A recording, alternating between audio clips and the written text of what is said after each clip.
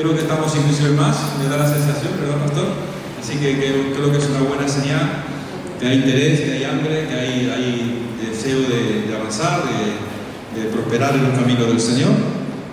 Y bueno, para los que ya estáis, para muchos de vosotros esta es la tercera clase que estamos, en la que estamos meditando acerca de las bienaventuranzas, ¿vale? Y voy a recordar algunas cosas así muy rápidamente, con misericordia siempre para los que están llegando quizás hoy por primera vez. Cuando nosotros hablamos acerca de las bienaventuranzas, es un momento en el que Jesús se toma un tiempo para empezar a dar sus primeras enseñanzas a sus discípulos.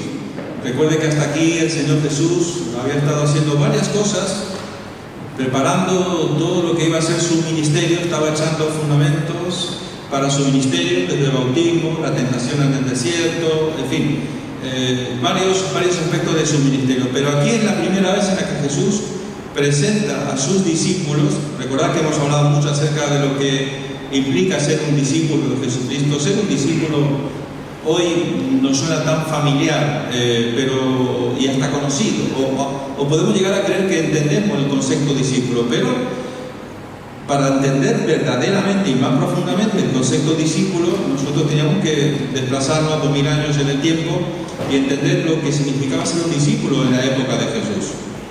Que todo eso lo hemos estado viendo. Entonces, y implicaba todo un proceso hasta que al final tú eras aceptado como un discípulo de alguien que iba a ser tu maestro los próximos años de tu vida, hasta que tú llegaras a ser alguien que podías discipular a otras personas. Jesús rompe todas las reglas, rompe todos los prototipos en un sentido, porque Él tomó gente sencilla, gente humilde, gente que nadie daría un céntimo por ellos, y Él se marca el propósito de preparar a estos 12 hombres para que sean los que iban a ser sus discípulos, que continuarían la labor que Él estaría iniciando en cuanto a su ministerio. Bien, estos principios, dijimos el reino, dijimos el carácter del reino, principios del reino. En el reino, todo reino, como bien hemos comentado la semana pasada, para poder entender lo que esto significa, hablamos acerca de lo que era la Constitución española. En el Reino de España, somos el Reino de España, hay unas leyes que nos dicen cuáles son las cosas a las que son obligaciones, responsabilidades, cosas que podemos hacer y cosas que no podemos hacer. Y Jesús, paralelamente a lo mismo que hizo Moisés cuando bajó del monte Sinaí con las tablas de la ley y presentó al pueblo los 10 mandamientos. Estos mismos mandamientos que Moisés entregó al pueblo son los que Jesús ahora está reforzando en un sentido. Él está diciendo, oísteis que fue dicho. Pero él dice, eso que ustedes escucharon es algo, no es nada al lado de lo que yo espero de uno de mis discípulos.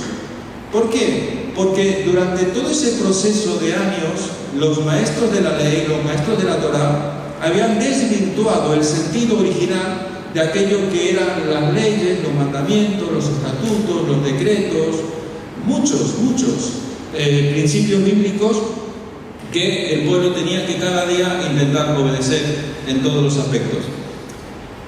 Bien, y recordar también muy importante, la frase que repite continuamente Jesús es la palabra bienaventurados, una palabra que hemos estado estudiando, que a grandes rasgos sería algo así como 1000 veces feliz.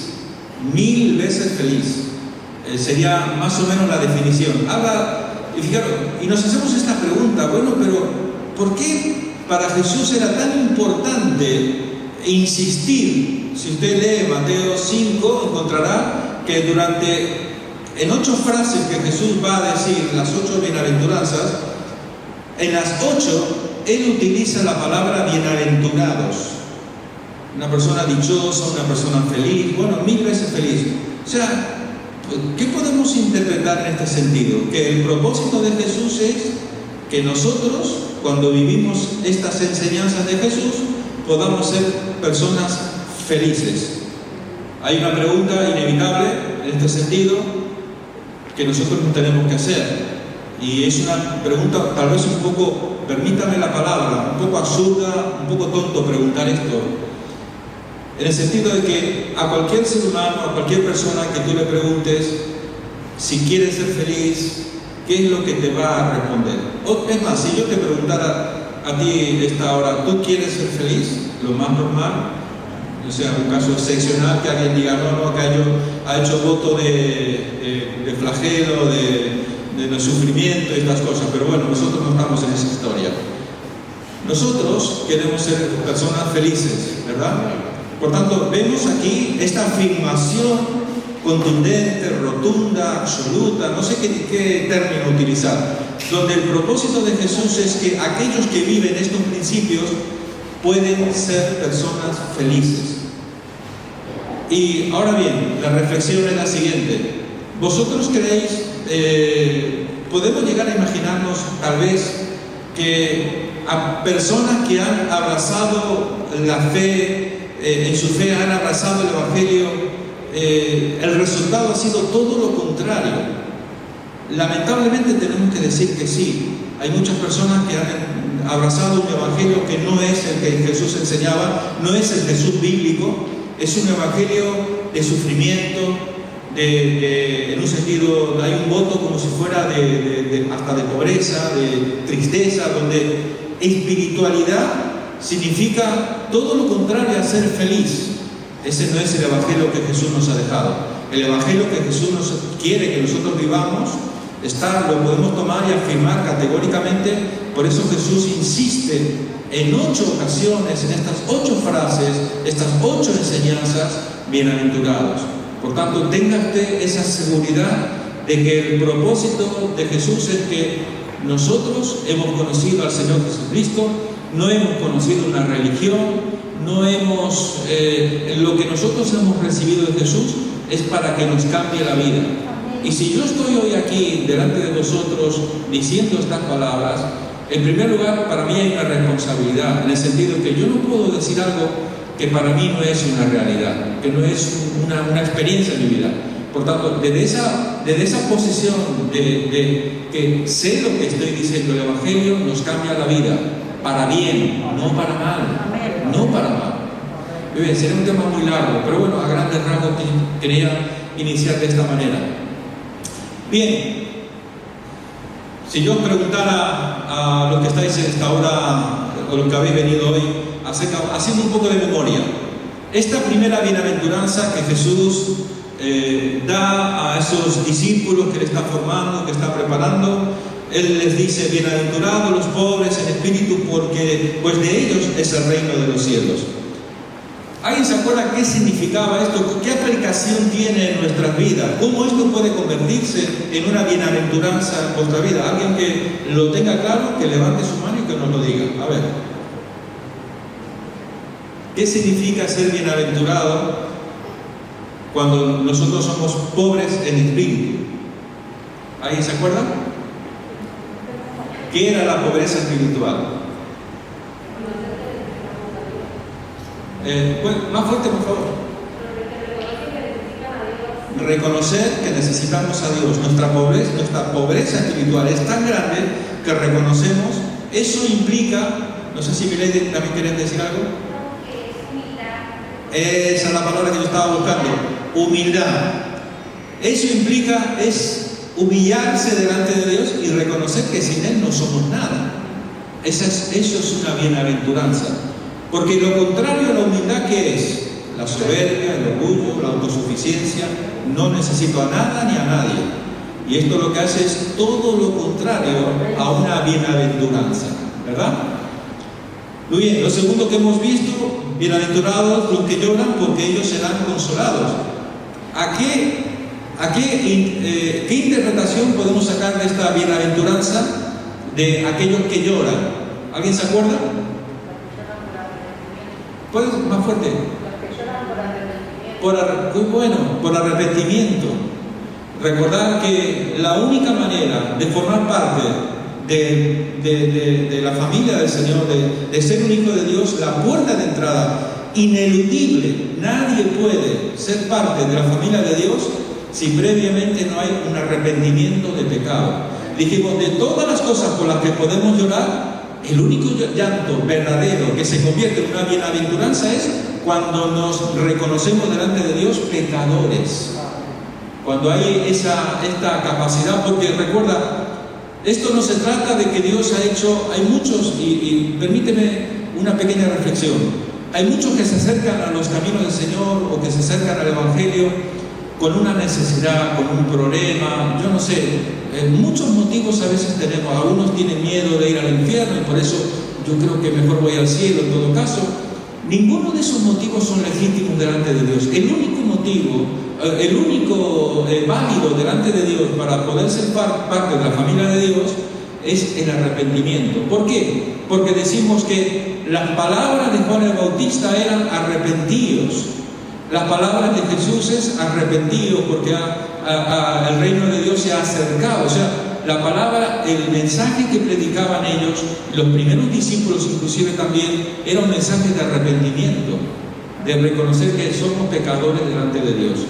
Hay un gran arrepentimiento el día que conocemos al Señor, pero también hay un arrepentimiento continuo a lo largo de nuestra vida, porque lamentablemente a veces seguimos fallándole al Señor.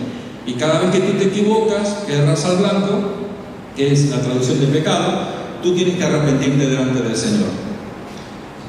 Y es un problema, y quiero poner un matiz, porque la persona, el cristiano, que cuando peca no tiene capacidad de arrepentimiento, esto puede ser algo tremendamente grave y muy serio.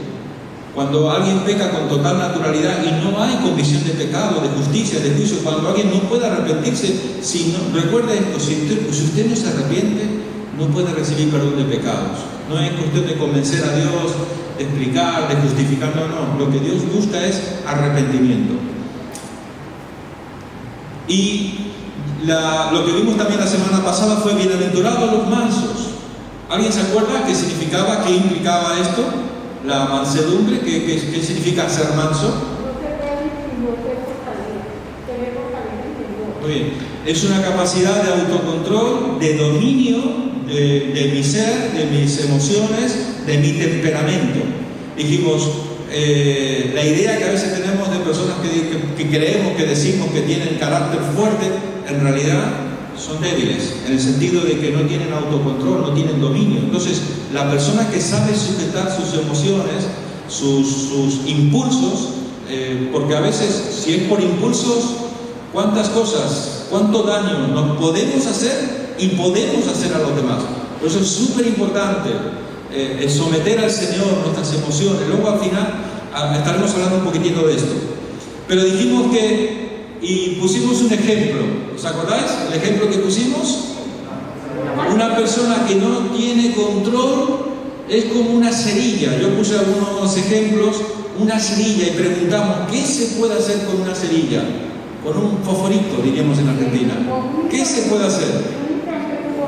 Encender todo un bosque. Y lo que queda después de todo un incendio es un montón de humo, árboles quemados. Y eso es lo que Pablo utiliza como un ejemplo del daño que pueden hacer nuestras palabras cuando no están sometidas, cuando no están bajo el control del Señor, ¿verdad? Muy bien. Bueno, y para hoy tenemos un tema interesante. Bienaventurados los que tienen hambre y sed de justicia, porque ellos serán saciados. Bienaventurados los que tienen hambre y sed de justicia. Nos hacemos la siguiente pregunta. Bueno, ¿qué significa esto? ¿Cómo puede ser una bienaventuranza tener hambre y sed? Y claro, esto es entrar un poco en hermenéutica, ¿no? Es darle vuelta a las palabras. A mí me encanta esto. ¿Y por qué Jesús? Hágase esta pregunta. ¿Por qué Jesús utiliza dos términos, hambre y sed, para hablar de este punto que es la justicia? Está hablando de personas que tienen hambre y que tienen sed. Claro, decir esto en el siglo XXI no tiene mucho sentido, porque posiblemente ninguno de nosotros sabemos o comprendemos o nos podemos llegar a imaginar lo que las personas en aquel tiempo implicaba el hambre y la sed. Porque ahí no había Mercadona como ahora, no había la nevera, el freezer, el mueble de la cocina lleno, que cuando abre las puertas se caen todas las cosas de tanta comida que tenemos. No, ahí la gente comía a veces. Había días en los que quizás no comías. Es más, los estudiosos dicen que en la dieta de aquel tiempo, carne probablemente 1 o 2 veces al mes, como mucho. Y cuando hablamos de agua, o sea, lo mismo. ¿Y por qué Jesús pone este ejemplo de la comida y de la bebida? Preguntadme por un momento, ¿por qué el Señor habla de comida y de bebida? Porque de todas las necesidades que tiene el ser humano, son necesidades vitales, vitales. Cuando decimos vitales, significa que si tú no comes y tú no bebes, sencillamente te puedes llegar a morir. Paradójicamente, hoy, en el siglo XXI, todavía hay personas que para poder comer en ciertos lugares donde hay guerra, donde hay situaciones de conflicto entre naciones, todavía hay gente que pasa muchísimo hambre. Pero como digo, quizás nosotros no podemos llegar a entender. Significa tener tanta hambre y al mismo tiempo tener tanta sed que tú sientes que si no sacias ese hambre y no sacias esa sed, tú te podías llegar a morir por falta de esos 2 elementos que son vitales en la vida de un ser humano. Por eso nos hacemos la pregunta, ¿qué ocurriría entonces si no comemos y no bebemos? ¿Qué ocurriría? Hay que entender la perspectiva en la que Jesús está enseñando esto. Por eso digo, nosotros hoy nos gustaría entenderlo, pero los que estaban escuchando esta enseñanza entendían perfectamente que estaba hablando de 2 elementos vitales necesarios, porque si tú no comías y no bebías, podías llegar a morir. Por eso, cuando no comemos y cuando no bebemos, se dice que comer puede estar mucho tiempo sin comer, pero una persona máximo 3 días, cuando deja de tomar líquidos y deja de tomar agua, deja de hidratarse, ya entra en una fase prácticamente te estás muriendo, te puedes llegar a morir. Pero, vale, a Jesús le gustaba hablar con metáforas y está hablando hambre y sed de justicia. Y nos podemos imaginar. Realmente no estaba hablando ni de agua ni de comida. ¿De qué estaba intentando hablar Jesús? ¿Qué es lo que Jesús? ¿Por qué utilizar la metáfora del agua y de la comida? Para dar una enseñanza. Y está hablando, recuerde que él está apuntando en una dirección. Le está apuntando acerca de la justicia. Y ahora vamos a ver el significado de esto. ¿Qué implicaría esto? Que así como tú deseas el agua, así como tú deseas la comida, que es tan importante, como digo, tal vez esto no lo podemos llegar a entender, pero intente imaginarse, si usted no tuviera por un momento, por unos días, acceso a la comida y a la bebida, ¿qué es lo que pasaría con usted? ¿Qué es lo que ocurriría? ¿Te imaginas si estás 3 días sin beber agua?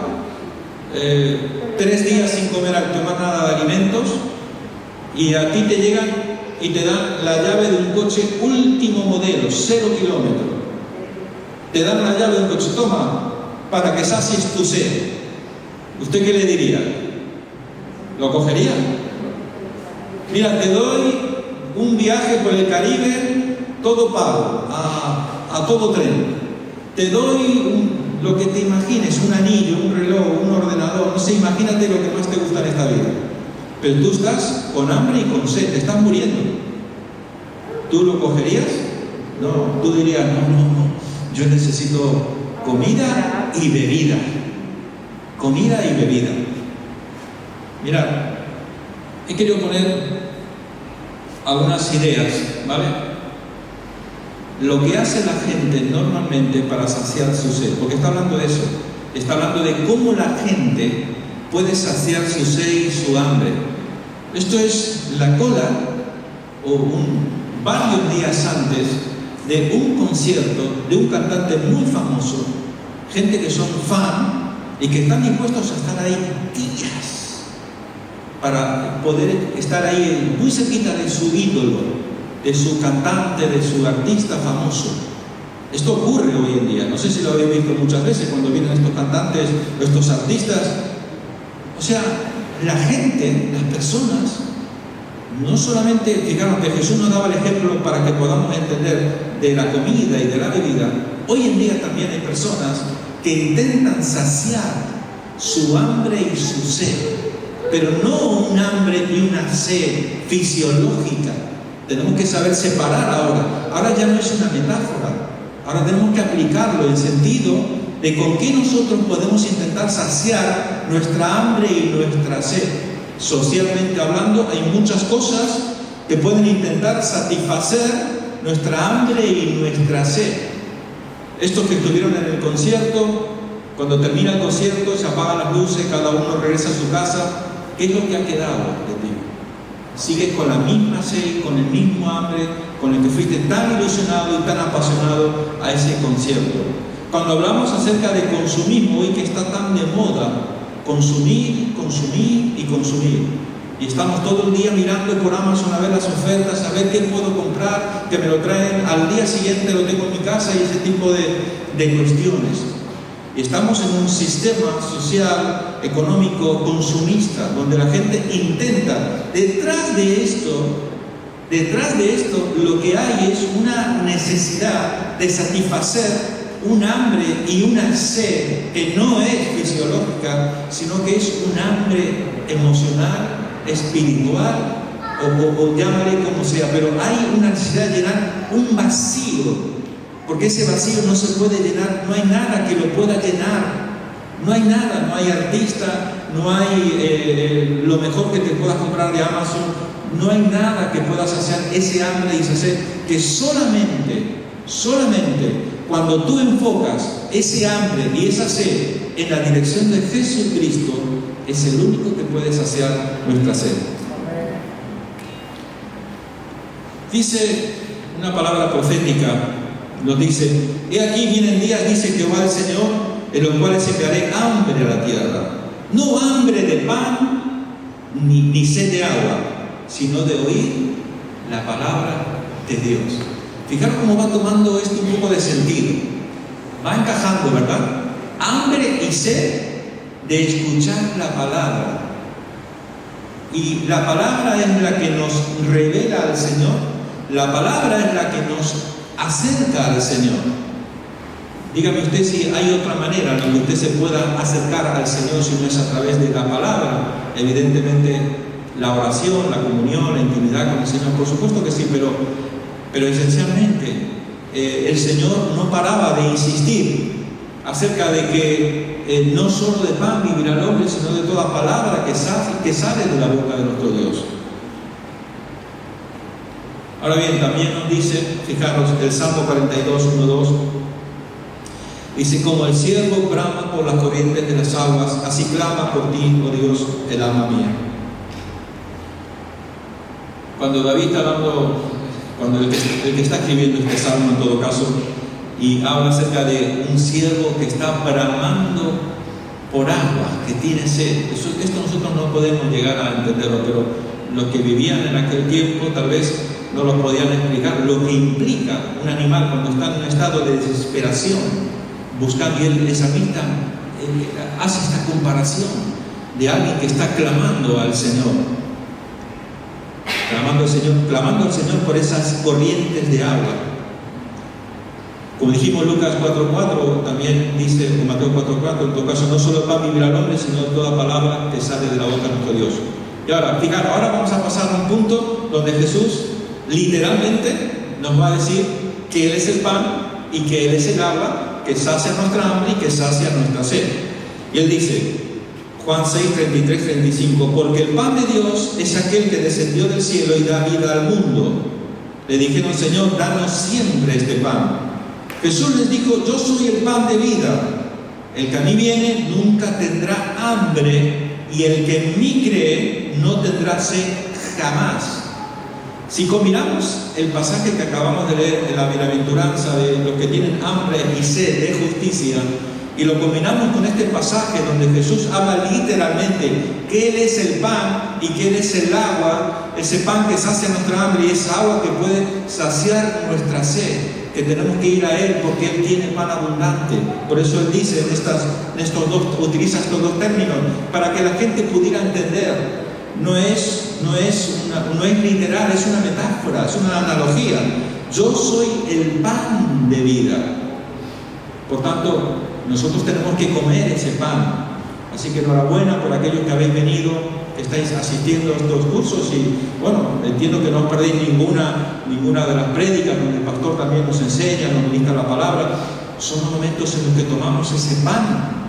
Ahora bien, fijaros que es muy importante, para poder comer ese pan usted tiene que tener una actitud correcta, en el sentido de desear comer ese pan, ¿verdad? Porque si nos llenamos con otras cosas, a veces como que no nos entra muy bien. Por tanto, yo soy el pan de vida, dice, y el que cree en mí nunca tendrá sed. Es un absoluto, es contundente, no deja ninguna duda, diciendo que el único que puede saciar nuestra hambre y que es el pan verdadero, solo es el Señor Jesucristo. El único que puede saciar nuestra sed, calmar nuestra sed, es el Señor Jesucristo. Todo lo demás que el mundo nos ofrece, que son espejismos muchas veces baratos en un sentido, donde compre esto, haga esto, vaya aquí, vaya allá, no sé qué, tú llegas, abres esa puerta y lo que hay es un profundo vacío, una enorme decepción. No hay nada que el mundo nos ofrezca que sea comparable a lo que el Señor nos da. Solo el Señor tiene el verdadero pan y la verdadera agua que sacia nuestra hambre y que puede calmar nuestra sed. Amén. Estamos hablando en un sentido metafórico, pero al mismo tiempo estamos diciendo, si lo llevamos a un ejemplo práctico, así como en lo natural, si tú no comes y si tú no bebes, pereces y te mueres. En el mundo espiritual, si tú no comes ese pan y tú no bebes esa agua que nos da el Señor, ¿qué es lo que va a ocurrir? Nos debilitamos, nos secamos y podemos acabar tocados espiritualmente. Siempre solemos decir muchas veces, yo lo suelo recordar, en todo caso, aquel que está llevando una vida cristiana ejemplar, una vida constante, insistente, perseverante, y que nota que cada día su vida espiritual va avanzando, va creciendo, va madurando, va llegando a una cierta altura espiritual. Eso es consecuencia de un gran trabajo, un enorme trabajo, una enorme responsabilidad y perseverancia y constancia. Eso ha llevado posiblemente años en nuestra vida. ¿Sabéis cuánto se puede tardar de estar en una altura espiritual y pegarte un traspiés contra el suelo? Segundos, minutos. En un momento determinado, un paso en falso nos puede hacer tantísimo daño que luego intenta volver a subir allí arriba y ya verás lo que cuesta. Por tanto, tenemos que cuidar celosamente todo lo que hemos conseguido, todas las riquezas que hemos adquirido en el Señor, nuestro crecimiento, nuestro avance en la vida cristiana. No se lo regales al enemigo, no lo pierdas, manténlo como un tesoro y sigue avanzando.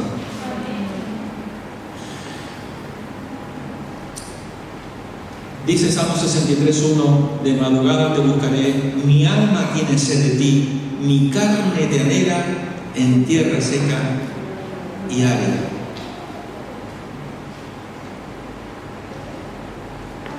Dios mío, Dios mío, eres tú, de madrugada te buscaré, mi alma tiene sed de ti, mi carne te anhela. Este es un pasaje que a veces leemos con tanta facilidad, con tanta ligereza, pero permítame que haga un pequeño inciso aquí. Todos sabemos que lo espiritual y lo carnal no tienen comunión, ¿verdad? Son como la luz y las tinieblas. El espíritu quiere ir en una dirección, y nuestra carne, nuestra humanidad, quiere ir en una dirección opuesta. Nuestra carne, nuestra humanidad, normalmente se rebela contra las cosas de Dios. Pero hay un momento, fíjese, lo que está diciendo aquí el salmista es algo tan profundo, en el sentido que esta persona está diciendo que ha logrado sujetar su carne, sus emociones, a tal punto que hasta su humanidad ya no va en dirección contraria, sino que acompaña a lo espiritual. Y esto es uno de los retos más grandes que tenemos en la vida de un hijo de Dios, que nuestra humanidad se someta, se sujete al mundo espiritual, a las cosas del Señor. Y aquí hay una promesa del Señor,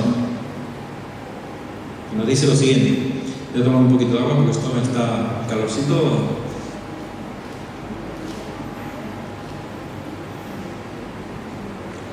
Isaías 55, versículo 1 al 3, nos dice así: a todos los sedientos, venid a las aguas, y los que no tienen dinero, venid, comprad y comed. Venid, comprad sin dinero y sin precio vino y leche. ¿Por qué gastáis el dinero en lo que no es pan, y vuestro trabajo en lo que no sacia?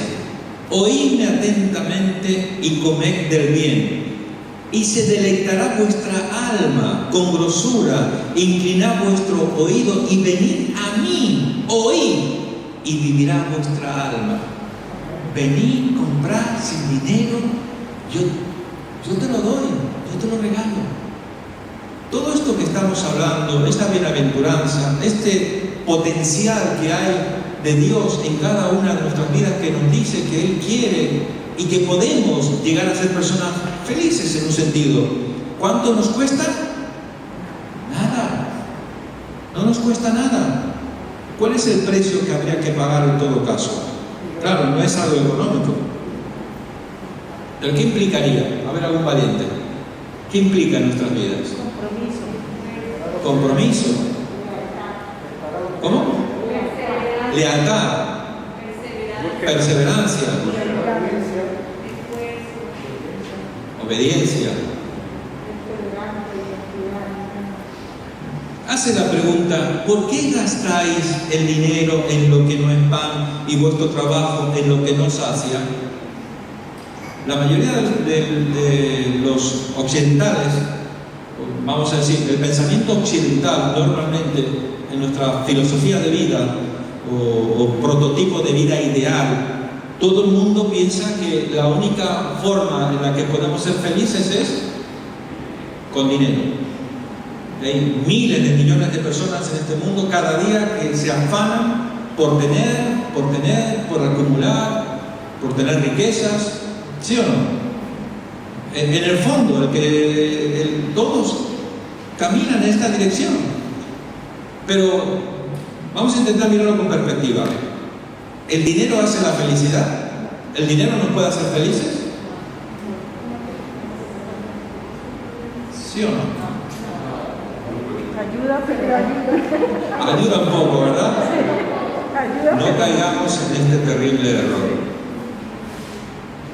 Lo correcto es con que tú tengas lo suficiente. Yo siempre es mi idea, ¿no?, de esto. Con que tú tengas lo suficiente para tu sustento, para tu mantenimiento, tú ya eres feliz. Tener menos sí que es un problema, ¿verdad? A veces, ¿verdad? Pero aún en todo, Pablo decía, cuando Pablo dijo el versículo famoso de Filipenses 4:13, ¿qué dijo él? Todo lo puedo en Cristo que me fortalece. Y nosotros, puedo comprar un coche, puedo comprar una casa, puedo ser millonario. No habla de esto. Él venía de estar, el contexto, él venía de decir, sé contentarme, sé tener mucho, sé tener poco, en todo y por todo estoy enseñado, para tener mucho, para tener poco. Por eso él dice, todo lo puedo en Cristo que me fortalece. La idea es que lo que Dios me dé, lo que necesito, y Dios nunca te va a dar menos de lo que tú necesites, seguro que no.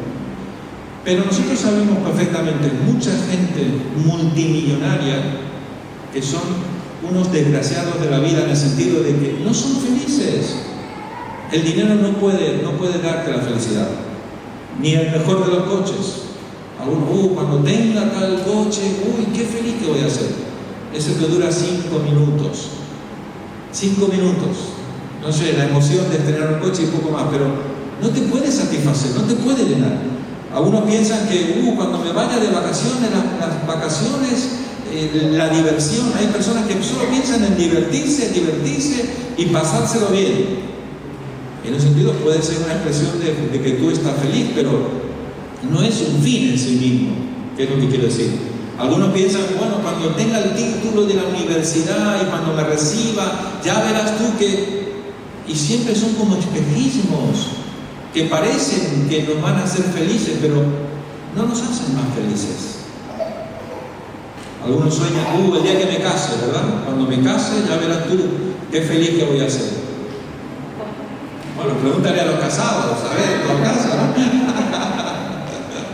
Qué compromiso, ¿eh? Qué compromiso. Pero lo que quiero decir con esto es que nada de todas estas cosas, aunque pueden ser muy atractivas y muy interesantes, jamás nos podrán dar la felicidad que solamente el Señor nos puede dar. Bueno, aquí tiene un libro que a mí me ha gustado mucho, que me ha enseñado muchas cosas. No sé si no es muy cristiano, pero cuando escribió este libro tenía pensamientos cristianos, luego este hombre se desvió.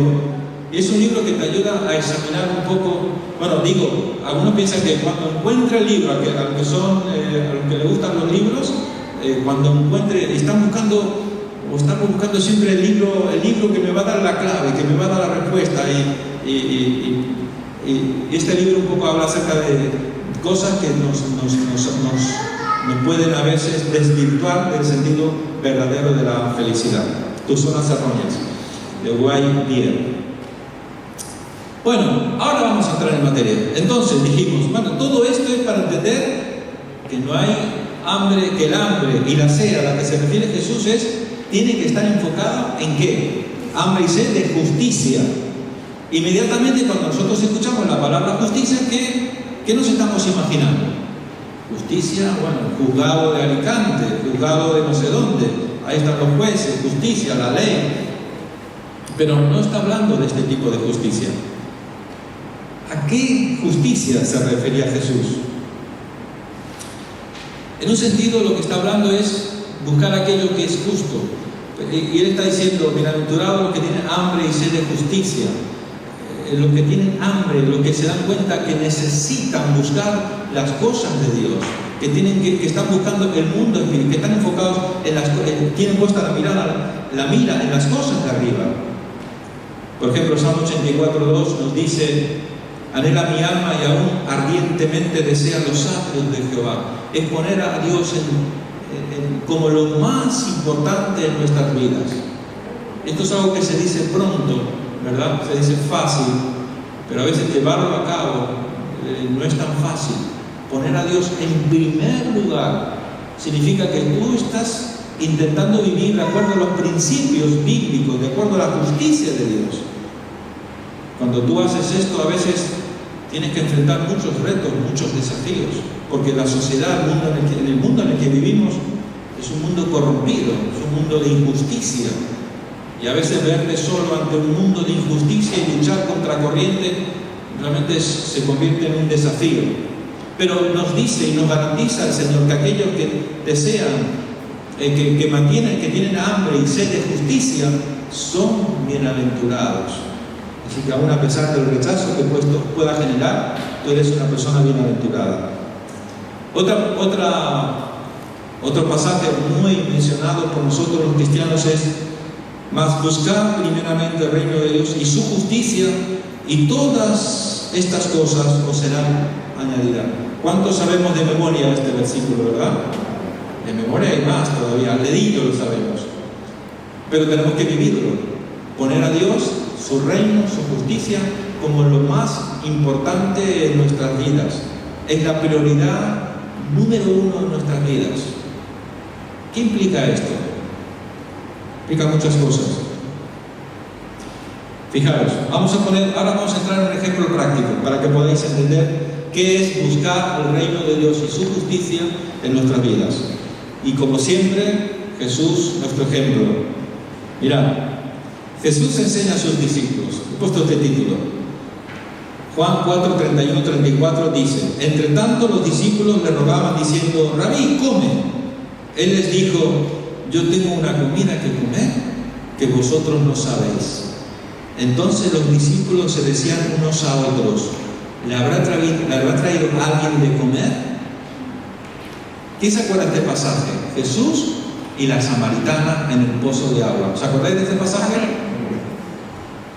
fue así, ellos llegaron a Samaria, un lugar donde normalmente los judíos nunca pasaban por Samaria, daban todo un rodeo, pero bueno, ellos, Jesús como no tenía complejos ni racismo ni nada de estas cosas, vamos por Samaria. Y él tenía un encuentro santo con una mujer muy necesitada del Señor. Y llegó la hora de la comida. Y los discípulos dijeron, bueno, habrá que comer, vamos al pueblo a comprar comida. Y Jesús fue cuando dijo, no, yo me voy a quedar por aquí, y vosotros. Porque él sabía que iba a haber un encuentro santo, un encuentro divino con una mujer muy necesitada del Señor. Todos sabéis la historia, ¿verdad? Jesús le dijo, mi comida es que haga la voluntad del que me envió y que acabe su obra.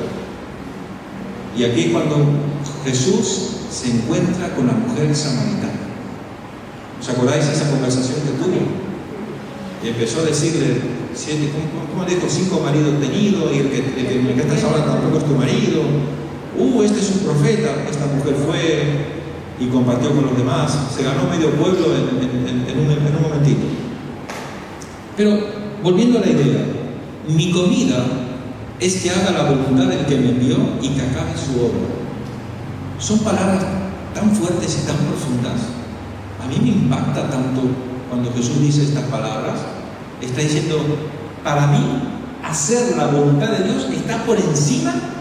Y esto es literal, esto no es una metáfora, esto es literal. Para mí, hacer la voluntad del Padre está por encima de la comida y de la bebida.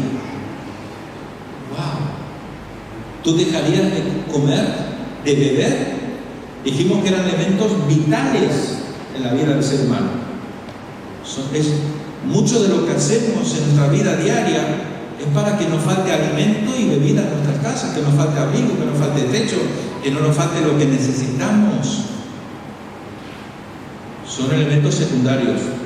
Pero Jesús decía, para mí, la comida verdadera, mi comida es hacer la voluntad del Padre. Esto es la bienaventuranza. Cuando tú tomas la determinación en tu vida de poner a Dios, las cosas de Dios, el reino de Dios en primer lugar en tu vida, por encima inclusive de la comida. Claro, Dios no va a querer que tú te mueras de hambre, tranquilo, no se trata de esto, pero hablamos de prioridades en la vida.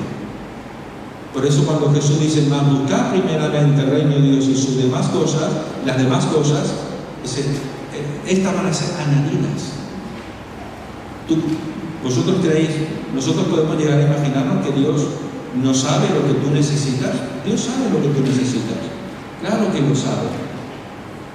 Pero lo que tenemos que enterarnos somos nosotros, que si le ponemos a Él en primer lugar las cosas de Dios, las cosas del reino de Dios, en primer lugar vamos a ser bienaventurados, vamos a ser 1000 veces felices. Y en segundo lugar, esa ansiedad que se produce, esa angustia que se produce, esa inseguridad, ese temor de que me va a faltar, que no voy a tener, que no voy a llegar, que no sé cuántas preocupaciones a veces nos roban el gozo de Dios en nuestras vidas. Cuando nosotros entendemos este principio y lo ponemos en práctica, Dios manifiesta su gracia, Dios manifiesta su amor, su gracia y su misericordia en nuestra vida. Mi comida es que haga la voluntad del que me envió y que acabe su obra.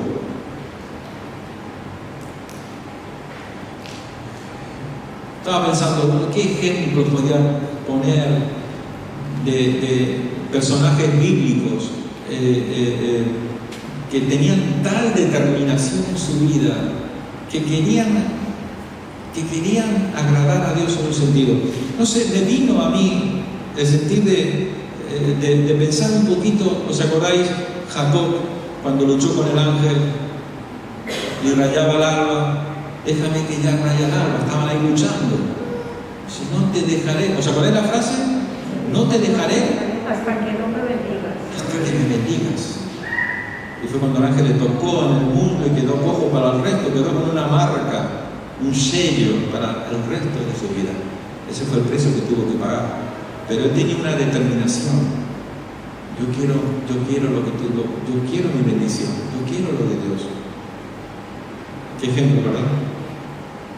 Y luego estaba pensando en otro ejemplo. aquel ciego llamado Bartimeo. O sea, fue Bartimeo, ¿verdad? El ciego el que gritó: Jesús, hijo de David, ten misericordia de mí. La Biblia dice que este hombre gritó, él estaba ciego, y él empezó a gritar: Jesús, hijo de David, ten misericordia de mí. Cuánta determinación, cuánto de importante para él era que él quería acercarse a Jesús. Él había oído que Jesús pasaba por aquel lugar y no quiso perderse la oportunidad de que Dios hiciera algo extraordinario en su vida. Yo no sé por qué, pero a veces nuestra actitud, a veces permítame la palabra, a veces un tanto indiferente en cuanto a las cosas de Dios, que se han convertido en una cierta normalidad, a tal punto que a veces a mí me da la sensación, no Maranata, gracias a Dios, creo que vamos bien, gloria a Dios, pero en general, hablamos de cristianismo, la iglesia está perdiendo la pasión. La iglesia está perdiendo esa pasión que nunca deberíamos de haber perdido. La pasión por las cosas de Dios. Y esto se nota muchas veces en los pocos jóvenes en este tiempo que están respondiendo al llamado de Dios. Y es un tema en el que tenemos que reflexionar, porque si la cosa sigue así, si esto sigue así, de aquí a poco tiempo, ¿quiénes van a ser los que van a llevar la antorcha? En un sentido. Proporcionalmente hablando, cada vez son menos los jóvenes que se preocupan en seguir con el ministerio, en un llamado, de renunciar a todo con tal de servir al Señor. Contados con la mano muchas veces. Pero la pregunta es, ¿será que Dios no está llamando? Esto implica poner a Dios de tal manera en primer lugar en nuestras vidas que estamos dispuestos a renunciar a todo. Y vamos a continuar con una pregunta, ¿vale? Porque hasta aquí todo, bueno, relativamente todo es muy teórico, ¿vale? Pero me gustaría entrar en una fase, para terminar el tiempo que nos queda, terminar tal vez con algún aspecto un poco práctico, ¿vale? Y que usted se haga esa pregunta, bueno, ¿y cómo puedo cambiar? Porque a veces podemos caer en hacer las cosas como muy místicas. Bueno, voy a orar, voy a ayunar. Está muy bien, no digo que no lo hagas, está muy bien, perfecto, pero hay cosas que están dentro de nuestras posibilidades que nosotros deberíamos de procurar de hacerlas, ¿vale? Y entonces yo voy a presentar algo, tal vez para algunos de nosotros va a ser un poco novedoso, para otros tal vez no, pero vamos a intentar dar respuesta a una pregunta que es: ¿cómo podemos cambiar? ¿Qué puedo hacer para cambiar? ¿Vale? ¿Cuántos de nosotros, seguramente si os preguntara, no te gustaría cambiar para bien, por supuesto, no queremos cambiar para mal, queremos cambiar para bien, ¿verdad? Porque a veces nuestro peor enemigo somos nosotros mismos. ¿Sabías tú esto? Tu peor enemigo ni siquiera es el mismo enemigo, ni siquiera es Satanás, somos nosotros mismos, son nuestras pasiones, nuestros impulsos, nuestra humanidad que a veces se revela contra aquello que es de Dios, ¿vale? Bien, entonces voy a explicar algunas cosas primero para entrar en un ejemplo práctico para que usted pueda comprender, bueno, ¿qué es esto? ¿Cómo es posible cambiar? ¿Vale? Y usted va a aprender algo que le va a ayudar a valorar a su hermano en Cristo, en el sentido de que usted se va a dar cuenta cuánto necesita de su hermano en Cristo para que usted pueda mejorar, para que usted pueda avanzar en su vida como cristiano, ¿vale? Ahora bien, no hace mucho, estuvimos hablando, tuve la oportunidad de hablar y dar una enseñanza acerca de los temperamentos. Esto es algo que normalmente no se habla mucho en las iglesias, pero yo creo que es de vital importancia hablar acerca de los temperamentos, del carácter, de la personalidad, ¿vale? Cada uno de nosotros tenemos unas características que apuntan en un determinado carácter, una determinada personalidad, que son son cuatro normalmente, ¿verdad? Es el colérico, el sanguíneo, el melancólico, el flemático. Cada uno de estos son totalmente distintos.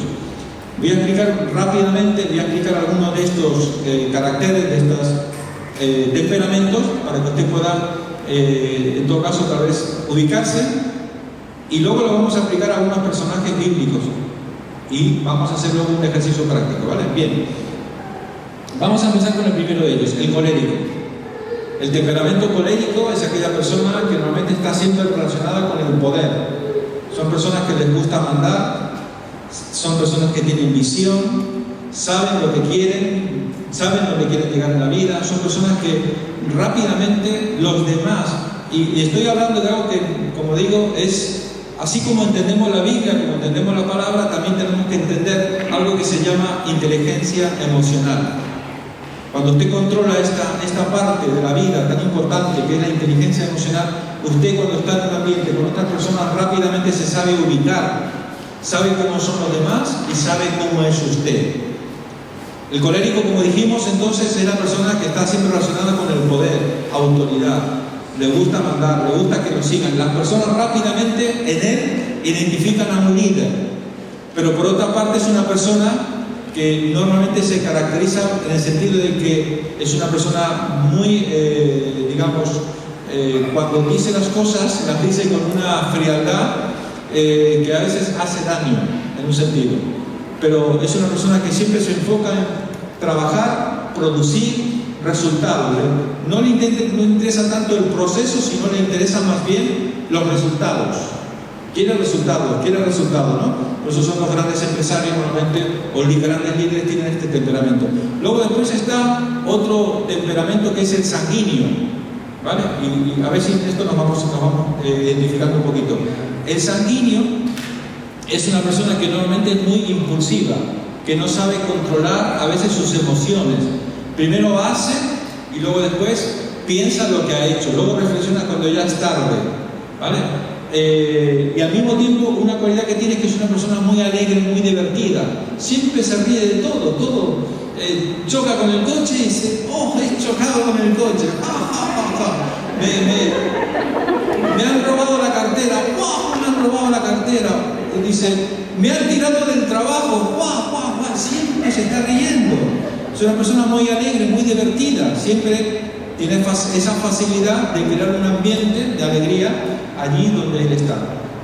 Después está la persona melancólica. La persona melancólica normalmente son personas que son muy reflexivas, son personas que son como soñadoras, son personas de pensamiento profundo, son los grandes artistas que a veces escriben poemas, libros, canciones. Son personas que tienen un pensamiento muy alto, siempre están soñando. ¿Sabéis quién era así? David era melancólico, precisamente. Pues pensamiento profundo, todo lo profundizan, ¿vale? Son personas muy ordenadas, muy responsables, por cierto, también. Y por último, hay un último carácter que es el flemático, que son las personas pacíficas, tranquilas, personas que pasan desapercibidos, nunca dicen nada. Están ahí en un rinconcito, calladitas, nunca dicen nada. Si tú le dices, ¿puedes pasar aquí a dar tu testimonio? Le puede dar algo. No se ven capaces. Son personas que normalmente les gusta pasar desapercibidas. Seguramente los que estamos aquí esta noche, habrán sanguíneos, coléricos, melancólicos, flemáticos. Están esos cuatro caracteres, ¿vale? Y como hemos dicho en alguna oportunidad, no significa que solamente tienes un tipo de temperamento. Normalmente hay un temperamento predominante, ¿vale? Y después tenemos otro, va acompañado de un segundo temperamento que se complementa con este primero, pero siempre hay un predominante, por tanto, no hablamos de absolutos, ¿vale? Por eso digo, la persona que maneja inteligencia emocional, cuando tiene un trato con las personas, rápidamente se da cuenta y nos identifica. Los que alguna vez hemos trabajado en ventas, yo he trabajado mucho tiempo en ventas, y nos obligaban, en una conversación de 5 minutos, tú tienes que sacar el perfil psicológico de una persona para saber cómo le entrabas. Tienes que saber si era colérico, sanguíneo, melancólico o flemático. Esas son técnicas de venta, de marketing que se utilizan muchas veces. Entonces, ahora bien, como decía, de los que estamos aquí, seguramente hay diferentes tipos de temperamentos y caracteres, ¿vale? Ahora bien, ¿cómo puedo hacer yo? La pregunta, ¿cómo puedo hacer yo para mejorar mi carácter? ¿Cómo puedo hacer? Y esto en el matrimonio es súper importante. Matrimonio es súper importante, aprender a conocerse, cómo es tu esposa, cómo es tu esposo, saber identificarnos cada uno, porque entonces nos podemos ayudar mutuamente a mejorar en este sentido. Ahora bien, fijaros, si yo por ejemplo os pongo delante vuestro al apóstol Pablo. El apóstol Pablo era una persona con un temperamento colérico, una persona que no lo paraba nadie, tenía un temperamento, tenía un don de liderazgo, de mando, de liderazgo, un hombre imparable. Nadie lo podía parar. Hasta el Espíritu Santo en algún momento lo tuvo que decir: no, aquí no entres, aquí no te permito que prediques el Evangelio. Y no le dejaba aquí, pues voy allá. Ahora bien, ¿sabéis algo muy importante? Todos en la vida cristiana necesitamos un apóstol Pablo que nos mentoree, que nos sirva de ejemplo, que nos sirva de modelo. Todos necesitamos un ejemplo, alguien que sea capaz de guiarnos en nuestros pasos, en nuestra vida cristiana, para enseñarnos, para abrirnos la Biblia y enseñarnos verdades, misterios, profundidades. Para el mismo apóstol Pedro, muchas veces lo que escribe Pablo no lo entiende nadie, ni yo entiendo lo que escribe Pablo. Porque Pablo era un hombre tremendamente instruido, hebreo de hebreo, fariseo de fariseo, su maestro era Gamaliel, irreprensible en cuanto a la ley. Pablo se dice que hablaba 19 idiomas, no sé si te imaginas lo que es. Tenía doctorado en la ley romana, era un abogado de la ley romana, un hombre que conocía de filosofía, que conocía de literatura, un hombre instruido como no había otro, como no había ninguno como él. Y todos necesitamos un apóstol Pablo, un hombre con un temperamento colérico, un hombre que sabía lo que quería y que te decía lo que te tenía que decir. Ahora bien, hasta ahí vamos bien, ¿verdad? Vamos a pasar al segundo personaje, que también necesitamos. Este es Bernabé. El apóstol, uno de los servidores del Señor, Bernabé, que se menciona, que fue un compañero de viajes con Pablo. Y este compañero de viaje de Pablo, en un momento dado, Bernabé, yo creo que es de las pocas veces que vemos en la Biblia que alguien se le pone de frente a Pablo y lo confronta. Porque Bernabé dijo: me quiero llevar a Juan Marcos en este viaje que vamos a ir. ¿Sabéis qué dijo Pablo? No, a este no lo quiero porque una vez lo dejó tirado y no me fío de él. Y no lo quiso. Y se paró Bernabé y le dijo: que tú no lo quieres, yo quiero que venga con nosotros. Y va a venir porque va a venir. Y fue tal el enfrentamiento que hubo allí que tuvieron que separar sus caminos. Sí, Hechos 15, ¿verdad? Ahí se separan y cada uno tomó su camino. Por tanto, fijaros lo que voy a decir. Así como necesitamos a alguien que nos mentoree, alguien que sea nuestro ejemplo, nuestro modelo, alguien que nos ayude a crecer en nuestra vida cristiana, también necesitamos un Bernabé. ¿Sabéis por qué? Porque necesitamos a alguien que nos confronte. Cuando no hacemos bien las cosas, alguien que se ponga de frente a nosotros y nos diga las cosas como deben de ser, como son justas y correctas delante de Dios. Y esto es lo que muchas veces falta. Alguien que se atreva a correr el riesgo de confrontarnos, de enfrentarnos y decir: mira, esto no es así. Esto no es así. Porque yo me pongo a pensar en mi propia vida. Cuando recién iniciaba el ministerio, yo tuve esos Bernabé, gente gigante espiritual para mí, que no son hasta el día de hoy. Hasta el día de hoy me siguen echando la bronca cuando no hago las cosas bien. Que en su momento me subieron a corregir, y en esto, ¿sabéis? Lo que yo más valoro es que, aparte del riesgo que implica decirle a una persona que está haciendo algo mal, yo creo que lo que más valoro es una persona que de verdad te ama. Porque la persona que se enfrenta a ti por amor a ti y te quiere corregir, esas son las personas que yo realmente valoro. Porque son personas que te aman. Porque no quieren, no están dispuestas a dejarte que tú sigas caminando en el error. A veces hay aspectos de nuestro carácter, de nuestra personalidad, de nuestro temperamento, que a veces las personas sencillamente pasan de nosotros. Y eso es lo que no tenemos que hacer. Por eso necesitamos un mentor y necesitamos a alguien también que nos corrija. Y al mismo tiempo también, otro personaje que necesitamos en nuestra vida. Bueno, he puesto esta imagen, no sé si es así, Timoteo. Y con este vamos a aterrizar. Timoteo. Todos necesitamos un Timoteo. Timoteo representa a alguien al que tú le puedes transmitir lo que sabes, lo que conoces, lo que has aprendido a lo largo de tu vida cristiana. Todos necesitamos un Timoteo. En su caso, el apóstol Pablo fue el mentor de Timoteo. Vamos a ir entretejer esta cuestión. El apóstol Pablo fue el mentor, fue el que decidió llevarse a Timoteo en sus viajes, discipularlo, prepararlo. Lo que aprendiste de mí, esto enseña a otros.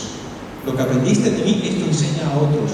Y Pablo fue, después de estar más de unos 3 años aproximadamente en Éfeso y fundar la iglesia de Éfeso, fue el que dijo, bueno, ahora Timoteo, tú te vas a quedar aquí y vas a ser el pastor de Éfeso. Y fijaros, y Pablo en una carta extraordinaria, la segunda carta a Timoteo, en los primeros versículos, capítulo 1, los primeros 4 versículos, Pablo abre su corazón y nos dice unas verdades extraordinarias. Pablo le dice, por ejemplo, hijo amado, a mí, escribo esta carta a mi hijo amado. Pablo amaba a Timoteo. Siempre que me acuerdo de ti, estás presente, siempre que estoy orando me acuerdo de ti, estás presente en todas mis oraciones. Luego le dice, y recuerdo de ti tus lágrimas para llenarme de gozo. Mira, esto que sin querer el apóstol Pablo está diciendo, recuerdo tus lágrimas. ¿Sabéis qué difícil que es que un hombre llore con otro hombre? Los hombres, como hemos dicho la semana pasada, normalmente o socialmente están muy mal mirados. Pero para mí no hay nada más hermoso ver un hombre llorar. Pero un hombre llorar delante de otro hombre, con el que tú te puedes sincerar, con el que tú puedes abrir tu corazón y le puedes contar cómo te sientes, cómo te encuentras, y puedes expresar. Y a veces yo creo que llorar, cuando un hombre llora, bueno, no lo estoy planteando desde el punto de vista machista, porque las mujeres lloran por nada, entonces no sé, pero digo, cuando llora un hombre es muy especial. Y a veces los hombres no tenemos palabras para expresar nuestro dolor, nuestra tristeza, nuestro sufrimiento, nuestros temores, nuestros miedos, no sé cuántas cosas no podemos mencionar. Y a veces con lágrimas podemos llegar a expresar lo que sentimos en lo más íntimo, en lo más profundo del corazón. Yo le doy un aplauso al hombre que llore, que abre su corazón delante de otro hombre. Por eso Pablo en esta carta, segunda carta al apóstol Timoteo, capítulo 1, versículo 1 hasta el 4, le dice, recuerda siempre tus lágrimas para que mi gozo sea completo.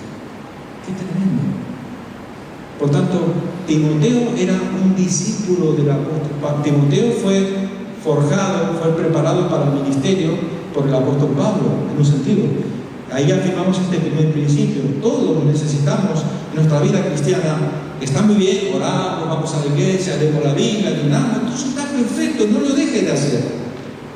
Pero hay cosas más prácticas que podemos hacer para que nuestro carácter pueda mejorar, pueda cambiar. En primer lugar, dijimos, necesitamos un mentor, un ejemplo, alguien que vele por nosotros, que nos sepa aconsejar aquellas y a veces enseñar lo que nosotros a veces todavía no hemos llegado a ese nivel de poder sacar de la Escritura enseñanzas. Pero ¿cómo puedes? Yo he leído ese pasaje tantas veces y nunca me había dado cuenta de lo que me está enseñando.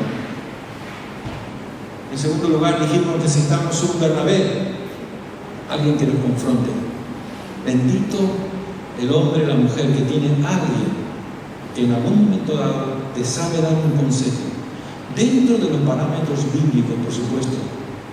El consejo, la exhortación, el llamado a atención nunca debe ser en público ni delante de nadie.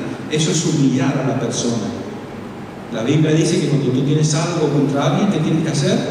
Lo llevas aparte, hablas con él, lo aconsejas, lo exhortas. Si te escuchó, recibió el consejo, esa persona es bendecida.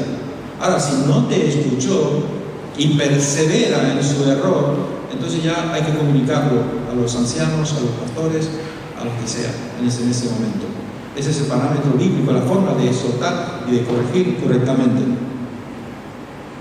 Y por último dijimos, necesitamos un discípulo. Si tú ya llevas mucho tiempo en los caminos del Señor y tú quieres avanzar, así como hizo el apóstol Pablo, Pablo tomó, en primer lugar, tomó a Timoteo. Después tomó a Silas, otro compañero. Y cuando ya no estuvo Silas, ¿a quién tomó? Tomó a Bernabé. Y cuando ya no estaba Bernabé, ¿a quién tomó? Tomó a Tito. Pablo siempre tenía a alguien al que estaba discipulando, al que estaba enseñando. Y no estoy hablando tal vez en términos estrictamente bíblicos, en un sentido. Estoy hablando en sentido general de la vida, porque está bien de aprender y de avanzar en cuanto al conocimiento bíblico y todo esto, pero hay cosas, hay aspectos de la vida necesarios en nosotros de aprender. Yo me acuerdo hace años un pastor que yo aprecio mucho y tenemos mucha amistad. Él en un momento dado se dio cuenta de esto y él entonces a todos los jóvenes, trabajamos con la iglesia allí en Estados Unidos, Nueva York, gente muy preparada, todos los jóvenes que se iban recibiendo en la universidad, que iban sacando sus carreras, por ejemplo, si estabas estudiando medicina, por ejemplo, imagínate, ¿no? Te ponía con alguien que era médico en la iglesia, claro, vaya nivel, ¿no? Para que sea tu mentor. Si estás estudiando economía, te ponía con un economista. Si estás estudiando ingeniería, te ponía siempre la forma de que, además de enseñar toda la cuestión bíblica y todo esto, además también había otras cosas que podíamos aprender y que pueden ser de tremendo beneficio para nuestras vidas, ¿vale?